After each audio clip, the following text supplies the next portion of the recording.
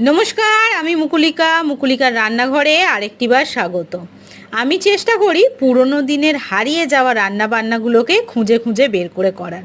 এটা কি বলো তো, দেখো তো চিনতে পারো কি না। হ্যাঁ, যারা আমার সমবয়সী তাদের চিনতে পারারই কথা। এই যে আগেকার দিনে মা ঠাকুমারা কখনো মিষ্টির দোকানের অপেক্ষায় বা মিষ্টির দোকানের আশায় বসে থাকতো না। তারা বাড়িতেই তৈরি করে ফেলতো ছাপা সন্দেশ, এই কাঠটা দিয়ে। এটাকে বলে ছাপা কাঠ। আর আমি যে সন্দেশটা বানাচ্ছি এটা কিন্তু নারকেল দিয়েই।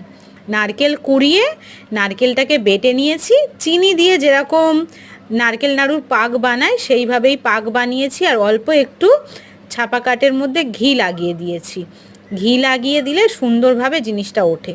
এই দেখো, যেরকম তোমরা নাড়ু বানাও সেই একইভাবে তোমরা করবে, শুধু মিক্সারে বা শিলে নারকেলটাকে বেটে নেবে, নিয়ে ছাপা দিয়ে দেখো কত সুন্দর